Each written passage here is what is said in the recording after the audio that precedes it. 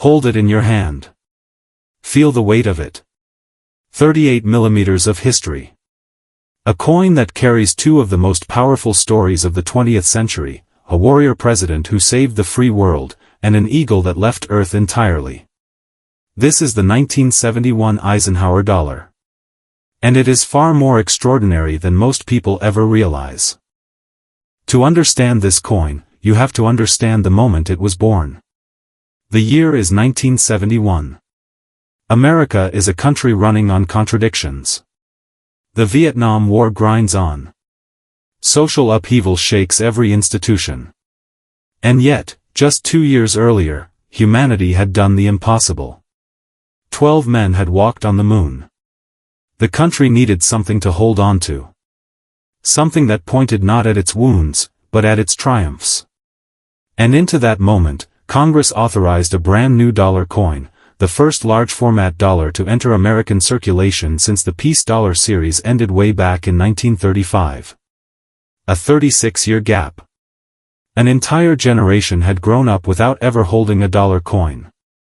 The man chosen to carry the new coin's face was Dwight David Eisenhower, Supreme Allied Commander in World War II, the general who masterminded the liberation of Europe on D-Day, and America's 34th president.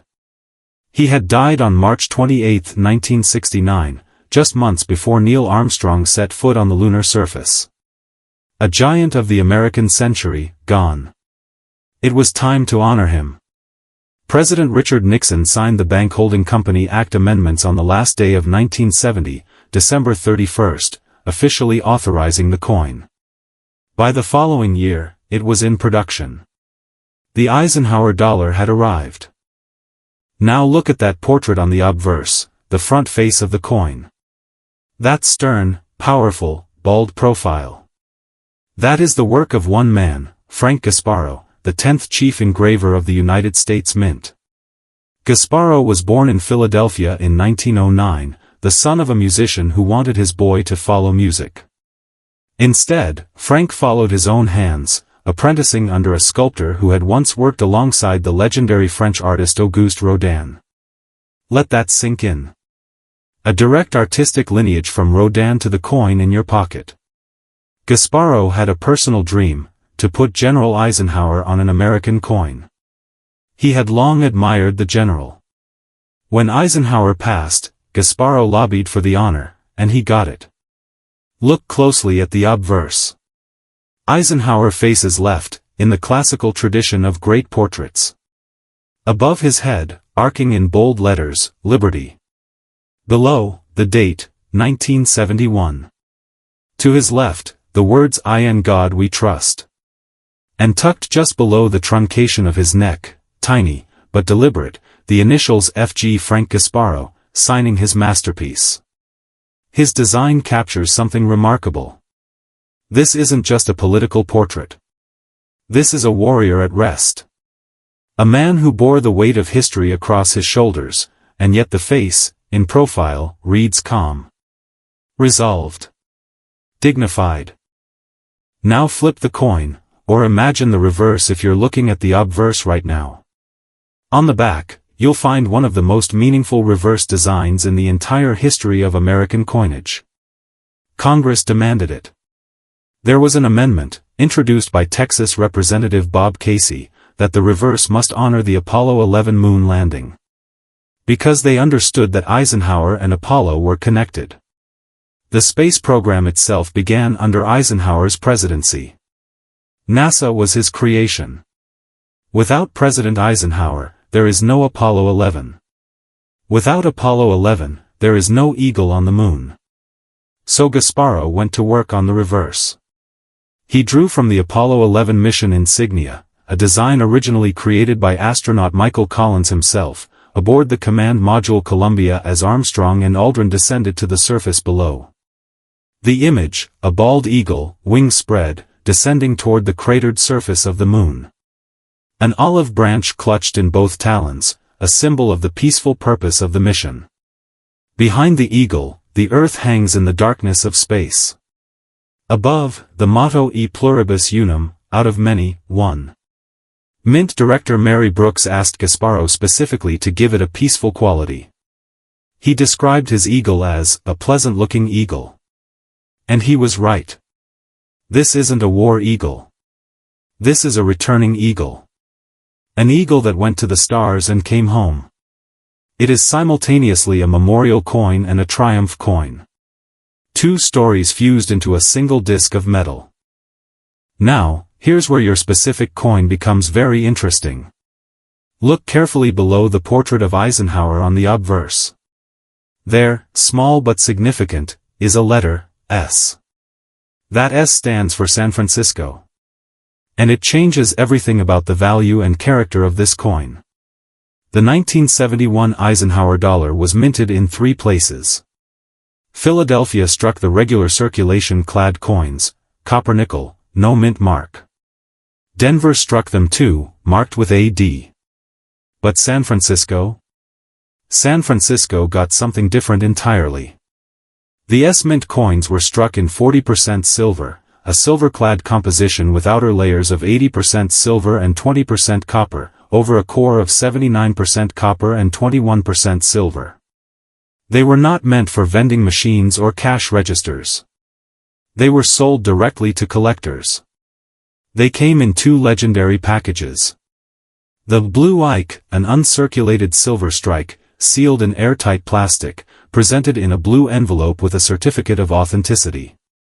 And the Brown Ike, a proof-quality version in a brown box with a golden eagle seal. President Nixon himself presented the very first Brown Ike to Mamie Eisenhower, the late president's widow. Your coin, with that S mint mark, is part of that collector lineage. The San Francisco silver strikes had a mintage of over 6 million uncirculated pieces and more than 4 million proofs. But the key is condition, and the toning you're seeing on your coin tells its own story. Let's talk about what makes your particular coin visually extraordinary. Look at those colors. Golds, greens, reds, iridescent blues and oranges swirling across the surface like the surface of Jupiter. This is called rainbow toning, and in the collector world, it is one of the most sought-after, most prized characteristics a coin can display. Rainbow toning happens naturally over decades. As silver reacts with sulfur compounds and moisture in the atmosphere, it creates thin oxide layers on the surface. Different thicknesses of those layers refract light at different wavelengths, producing color. It is the same optical phenomenon that makes a soap bubble iridescent.